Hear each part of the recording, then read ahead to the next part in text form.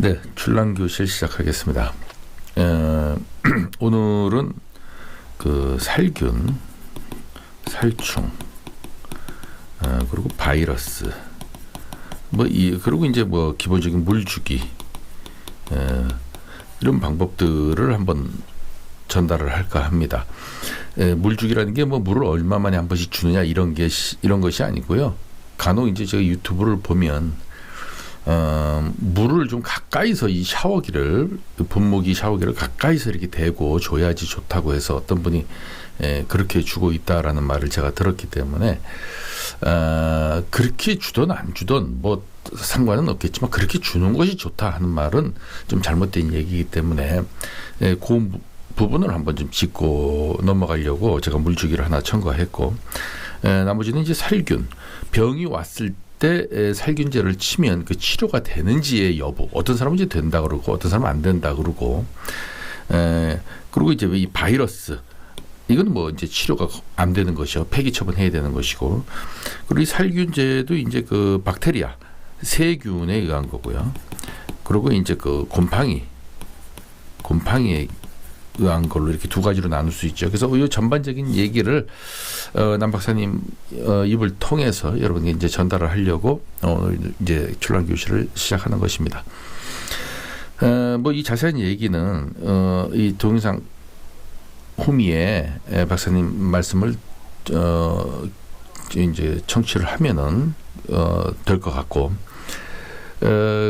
거기에 앞서 이제 그 대담을 보내드리기 앞서, 요즘에 이제 유튜브에서 난을 판매하시는 이런 상황들을 제가 이렇게 가만히 보고 있는데, 이제 인문이종은 이제 크게 이렇다 할 만한 것들은 거의 없는 것 같은데, 이제 개화 시기가 되니까 꽃물들이 이렇게 많이 나오기 시작하더라고요. 분양한다고. 그런데 이제 그 꽃이 아직 개화가 안 됐잖아요. 그러니까 꽃대가 달려 있는 채로 이제 분양을 하거나, 아니면 그나마도 꽃대도 없이 이것이 두화소심입니다, 홍화소심입니다 하고 판매를 하는데, 제가 저 출랑교실을 구독하시는 구독자분들에게는 간곡히 부탁을 드렸어요. 꽃을 보지 않고 꽃물을 산다, 이것은 코미디다. 그렇게 판매하는 행위 자체도 믿고 거래한다고 하지만, 아무리 믿어도 사람은 실수할 수 있기 때문에 결과론적으로 사기 행위가 될 수 있다. 조심해야 된다. 그래서 꽃물은 조금 참아서 꽃이 개화한 다음에 그 꽃물을 분양하고 또 구매하시면 될 것 같아요. 그 꽃도 없는데 그거를 한 촉을 띄어냈습니다, 두 촉을 띄어냈습니다, 이렇게 판매하는 경우는 절대 저는 권하지 않습니다. 왜냐하면 제가 그런 실수를 한번 한 적이 있다고 앞에 말씀을 한번 드렸었어요. 그래서 꽃은 꽃을 보고 구매해야 된다 하는 말씀을 분명히 드리고, 또 하나는 꽃물이 됐던 인문이종이 됐던 한 촉은 구매하시면 안 된다. 한 촉은. 여러 가지 이유가 있다 그랬어요. 앞서 제 동영상을 좀 보시면 참고가 될 것 같은데, 거기다 좀 자세하게 말씀을 드려놨습니다. 이게 전진촉인지 후진촉인지 중간촉을 자른 것인지, 아니면은 앞에 있는데 자마가 병에서 무너졌는지, 하여튼 어떤 이유가 됐든지 간에 한 촉은 여러분들이 분양을 받아봐야 살릴 확률이 극히 낮다 하는 말씀을 좀 드리고, 이런 경우는 있을 수 있죠. 4-5 촉이 있는데 거기서 한 촉 뛰는 걸 눈으로 봤을 때는 괜찮습니다. 그런데 온라인 이제 그 거래에서 한 촉을 구매하시는 것은 위험하고, 또 산채가 돼서 생강근 촉이 내려왔다, 이런 경우는 예외이죠. 그건 어차피 한 촉일 수밖에 없지 않습니까? 그러나 집에서 키우던 것을 한 촉을 판매할 때는 반드시 이유가 있는 것입니다. 왜 한 촉을 판매할까요? 최소 2촉 이상은 돼야 된다 하는 말씀을 드리고, 요즘에 꽃물을 구매하시고 또 판매하시는 분들이 많은데, 아무튼 양쪽 다 조심해야 된다라는 말씀을 드리면서, 오늘 아까 말씀드렸던 그 살균, 살충, 바이러스 문제, 그리고 물주기 문제를 오늘 한번 공부 한번 해보시라고 박사님 얘기를 전하면서 출랑교실은 마치도록 하겠습니다. 그러면 한간에 그 출랑 같은 경우 식물이라고 해도 되는데 병이 오는 거 있지 않습니까? 예. 그 병을 치료할 수 있다라고 보는 사람이 있는가 하면 이 세포관을 통해서 이미 번졌기 때문에 예. 치료가 불가능하다고 하는 사람이 있는데 어떤 게 맞는 겁니까? 자, 그러면 병에는 세 가지 원인이 있잖아. 하나는 곰팡이에 의해서 오는 거. 또 다른 거는 세균에 의해서 오는 거. 또 하나는 바이러스에 의해서 오는 거. 이게 주로 세 가지예요, 병이. 그러면 세균에 의해서 오는 거, 박테리아예요. 요거는 항생제 뿌려주면 돼요. 항생제, 마이신 계통. 그럼 치료가 됩니까? 치료가 되죠. 그 다음에 곰팡이에서 오는 거는 전부 곰팡이 약이잖아요. 왜냐하면 식물에는 곰팡이에 의해서 오는 병이 대부분이에요. 박테리아에서 오는 병은 이 연부병, 주로 이제 무르는 거, 이것밖에 없어요. 그 나머지 전부 곰팡이에 의해서 오는 거단 말이에요. 이거는 살균제 뿌리면 돼요.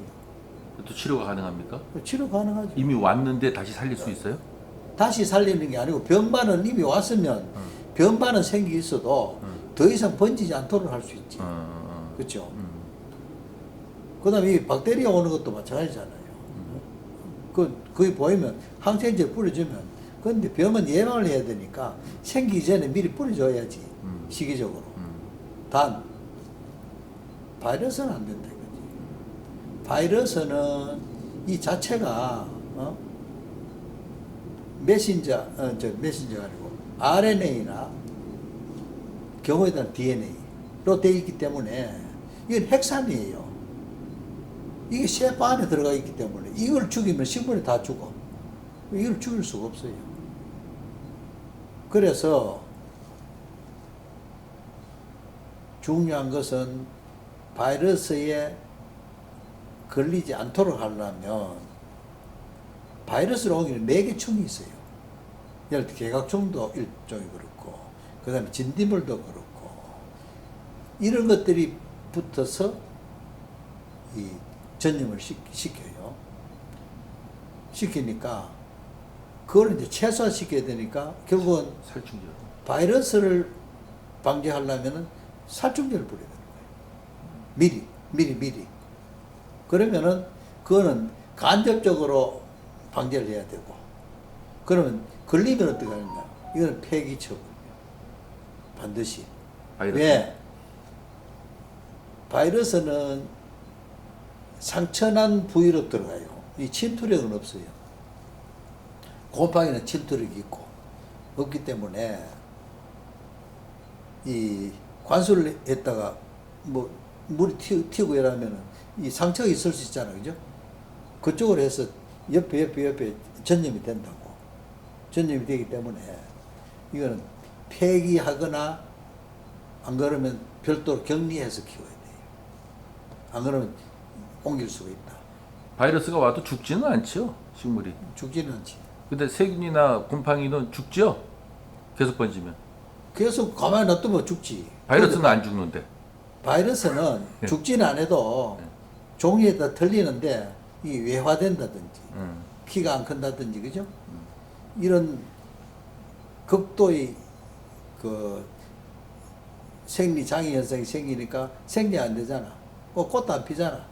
그러니까 아무런 가치가 없는 거지. 지금 박사님 말씀하실 때 물을 주면서 상처가 생긴다는데 물도 가까이 좀 센 수압으로 주면 상처가 생깁니까, 잎에? 아니, 본래 우리가 분갈을 한다 뭐 이렇게 했을 때 잎에 이제 상처가 생길 수 있잖아요. 그 상처 이야기지. 예. 물을 좀 고압으로 주는 건 어떻습니까? 물은 고압으로 줘서 안 되지. 가까이 그냥 샤워기로 가까이 가서 아주 약하게 줘야지. 약하게 예, 줘야죠. 물은 부드럽게 줘야지. 가까이 그냥 샤워기를 가까이 대고 막 강하게 뿌리고 그러면은 그러니까 그 흙도 씻겨나가고 스트레스 받고. 스트레스 받고. 식물도 스트레스 받아요. 예. 그래서 우리 농약을 줄 때 그 농약도 뿌리면은 스트레스 받거든. 우리가 그 약을 먹으면 오지요. 스트레스 오지요. 그죠? 나른해지고 이 스트레스잖아요. 식물도 농약을 뿌리면 스트레스를 받아요.